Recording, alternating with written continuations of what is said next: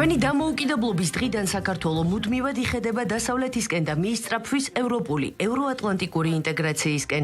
უმნიშვნელოვანესი მომენტი ჩვენს ურთიერთობებში იყო 2014 წელი, როდესაც ხელი მოვაწერეთ ასოცირების შეთანხმებას და თავისუფალი ვაჭრობის შესახებ ხელშეკრულებას ევროკავშირთან. საქართველო მოწინავეა რეფორმების იმპლემენტაციის კუთხით. ამკვიდრებს ევროპულ სტანდარტებს და ეს ჩვენთვისაც ძალიან სასარგებლოა. 2018 წელს ამ ხელისუფლებამ წარადგინა საკონსტიტუციო ცვლილება და დღეს ევროპული ინტეგრაციის საკითხი საქართველოს კონსტიტუციის ნაწილია. ეს არის ქვეყნის კონსტიტუციური მიზანი. სამწუხაროდ უნდა ვთქვათ, რომ ძალიან ხშირად ვხედავთ, როგორ გამოიყენება ქვეყნისთვის ძალიან მნიშვნელოვანი ევროპული ინტეგრაციის საკითხი პოლიტიკურ ინსტრუმენტად და არასტაბილურობის შესაქმნელად. ეს ძალიან სამწუხაროა. ჩვენ ყველაფერს ვაკეთებთ იმისთვის, რომ ეს თავიდან ავირიდოთ. არ გვსურს, რომ ზოგიერთმა მოთამაშემ ეს პროცესი დააზიანოს სტაბილურობის შერყევის მცდელობებით.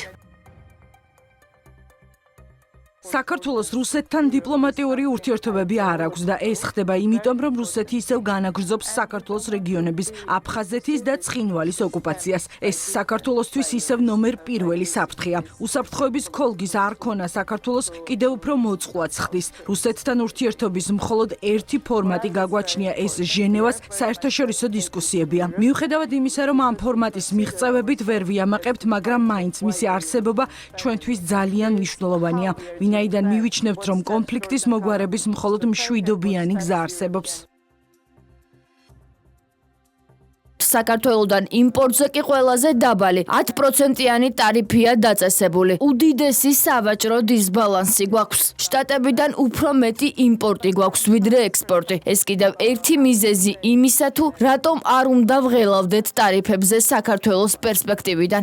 საერთო ჯამში აღნიშნულ სიტუაციას ფრთხილად ვაკვირდებით. ვაკვირდებით, სად შეგვიძლია თანამშრომლობა და საერთო ინტერესების პოვნა. ეკონომიკური თანამშრომლობების კუთხით საქართველოს მდებარეობა მიმზიდველია.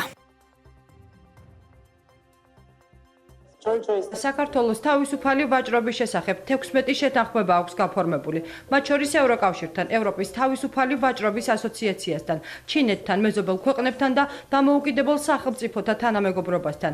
არსებულ ვითარებაში ეს საქართველოსთვის მნიშვნელოვანი აქტივია. გარდა ამისა, საქართველოსთვის მნიშვნელოვან უპირატესობას წარმოადგენს მისი სტრატეგიული მდებარეობა, რაც ქვეყანას მიმზიდველს ხდის ეკონომიკური თანამშრომლობის თვალსაზრისით და ქმნის ხელსაყრელ საინვესტიციო კლიმატს, რაც თავის მხრივ საქართველოს ეკონომიკური განვითარებისათვის დამატებით შესაძლებლობებს იძლევა.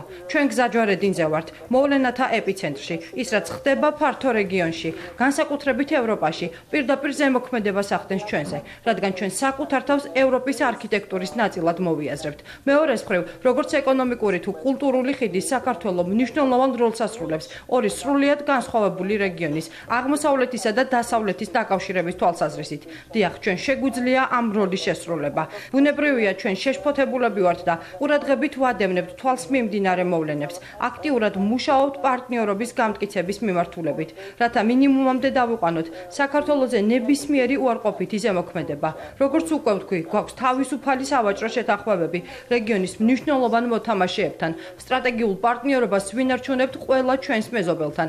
საქართველოს აქვს გასავლელი შავ ზღვაზე და ჩვენ აქტიურად ვახორციელებთ მთელ რიგ პროექტებს, რომლებიც შავ ზღვას ევროკავშირისა და საქართველოს დამაკავშირებელ და არა გამყოფ ზღვად გადააქცევს. ეს ძალიან მნიშვნელოვანია.